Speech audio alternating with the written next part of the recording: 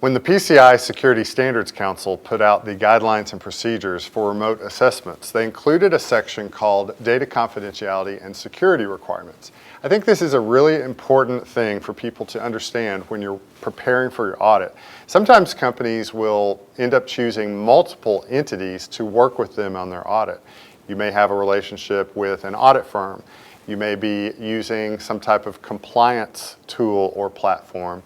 And you might also be using the utilities or capabilities found from your cloud provider.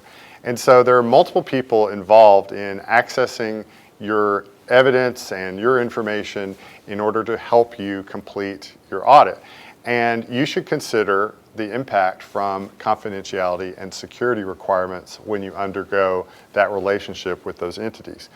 First off, the PCI Council talks about the importance of identifying the regulatory issues that might apply to your environment.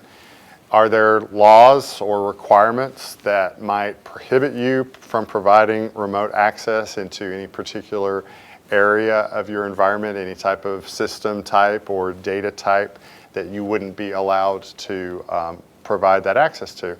That's a very important thing to investigate. The second thing is the security protocols that are in use in order to access your environment remotely.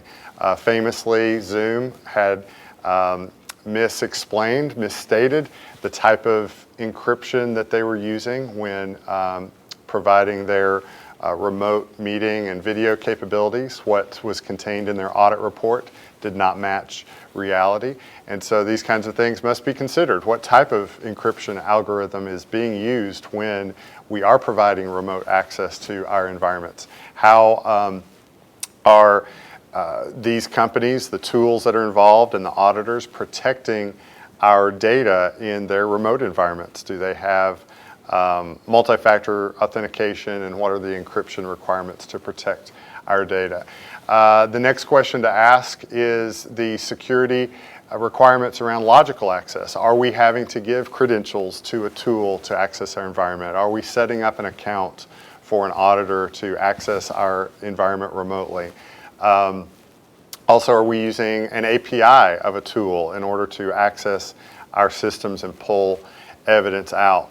You need to understand how that works. And finally, according to the PCI requirements, you're going to have to remove any access that you provide when it's not in use. That's a PCI requirement, but it's also a best practice. If you do not have a purpose or a need to allow people to have ongoing access, you would want to remove that from those environments.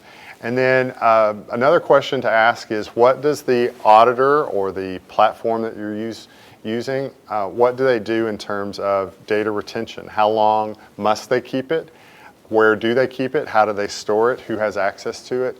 These are very important questions for you to ask so that you can fulfill your legal and contractual requirements to your customers.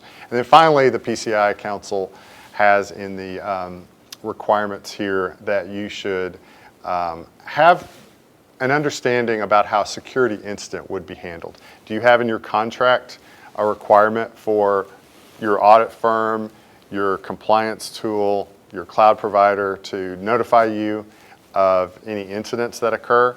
What if you do have an incident while a remote assessment is going on?